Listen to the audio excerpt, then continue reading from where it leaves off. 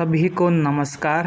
आज हम हिंदी व्याकरण का एक टॉपिक वाच्य, जिसको इंग्लिश में वॉइस बोलते हैं, उसके बारे में हम देखेंगे। सबसे पहले इसकी परिभाषा देखिए। क्रिया के उस परिवर्तन को वाच्य कहते हैं जिसके द्वारा इस बात का बोध होता है कि वाक्य के अंतर्गत कर्ता, कर्म या भाव में से किसकी प्रधानता है। कहने का मतलब हमें यही ज्ञात करना है कि कर्ता की प्रधानता है, कर्म की है या फिर भाव की प्रधानता है, तो वही वाच्य होते हैं। इसके बाद इसके भेद हैं। वाच्य के 3 भेद बताए गए हैं। सबसे पहले नंबर 1 कर्तृवाच्य,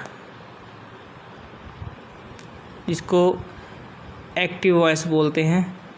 सेकंड कर्मवाच्य, जिसको पैसिव वॉइस बोलते हैं। थर्ड भाववाच्य, जिसको क्रिया भी बोलते हैं। भाव और क्रिया एक ही बात है। Impersonal voice. अब देखिए, सबसे पहले कर्तृवाच्य। कर्तृवाच्य क्या होता है? क्रिया के उस रूपांतर को कर्तृवाच्य कहते हैं जिससे वाक्य में कर्ता की प्रधानता का बोध हो।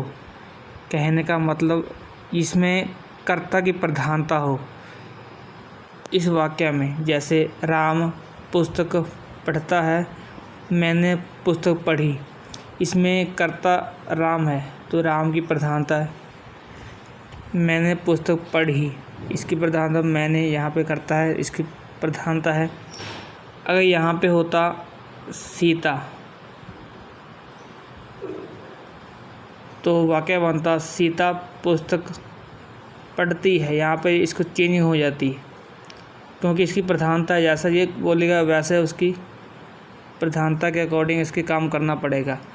इसलिए यहाँ पे राम था, लड़के की बात हो रही है तो यहाँ पे पढ़ता है। अगर बोलता है हम पढ़ते हैं, अगर बोलता हम होता यहाँ पे हम, तो वहाँ पे आता पढ़ते हैं, पढ़ते हैं, बहुवचन बन गया।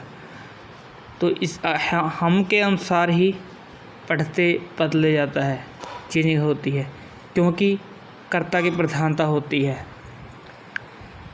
इसी प्रकार सेकंड प्रकार कर्म की प्रधानता, कर्मवाच्य। क्रिया के उस रूपांतर को कर्मवाच्य कहते हैं जिससे वाक्य में कर्म की प्रधानता का बोध हो। पहले वाक्य में कर्तृवाच्य में कर्ता की प्रधानता थी, कर्मवाच्य में कर्म की प्रधानता है, कर्म की प्रधानता। देखिए उदाहरण,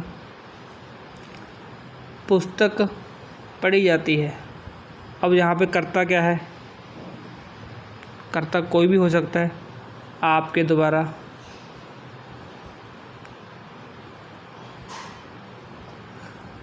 द्वारा, मान लो आपके द्वारा पुस्तक पढ़ी जाती है। आपके द्वारा सेम रहा, अगर नहीं भी लगाएंगे तो भी कोई दिक्कत नहीं क्योंकि प्रधानता तो यहाँ पे कर्म की है।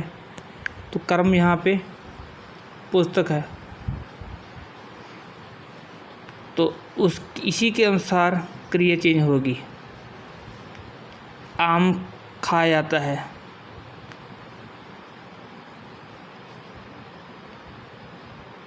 यहाँ पे कर्म आम है।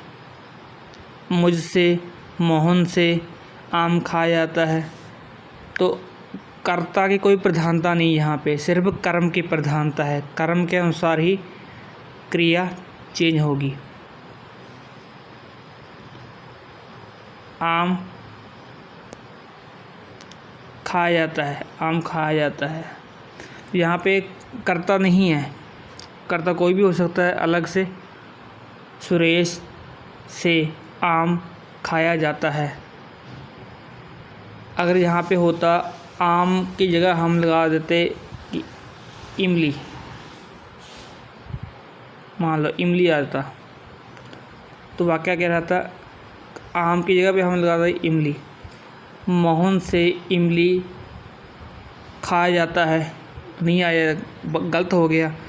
यहाँ पे आएगा इमली खाई जाती है, यहाँ पे जाती आ जाता, खाई आ जाता, इसलिए ये कर्म की प्रधानता है। थर्ड, भाववाच्य, इसमें क्रिया की प्रधानता होती है। इम्पर्सनल वॉइस,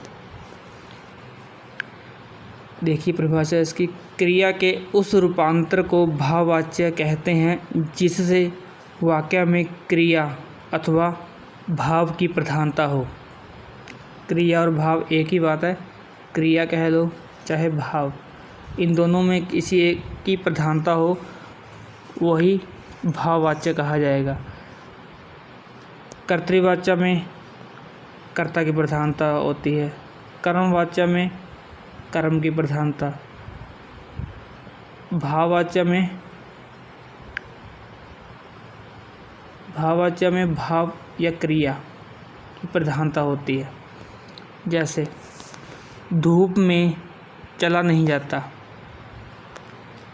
भाववाचक एक पड़ताल करनी है तो हमने यहाँ पे नेगेटिव सेंटेंस आएगा। अगर हमने ये कह दिया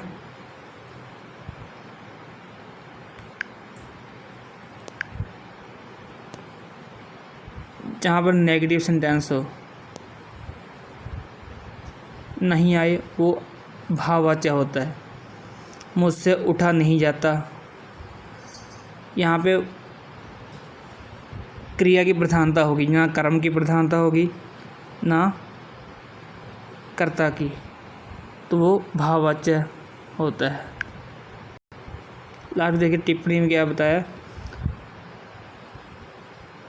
यहाँ यह स्पष्ट है कि कर्तृवाच्य में क्रिया सकर्मक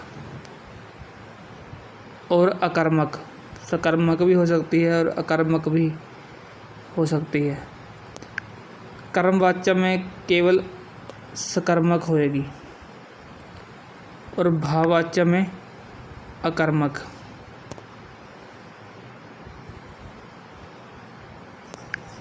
सकर्मक कुछ धातुएं होती है, जैसे लिखना, पढ़ना, खाना, पीना, ये सब धातुएं सकर्मक है। और अकर्मक होती है हंसना, रोना, जाना, शर्माना आदि, ये कुछ धातुएं अकर्मक होती है। तो आपने सिर्फ यही समझना है कि सकर्मक और अकर्मक, जहाँ पे कर्म कर्ता की प्रधानता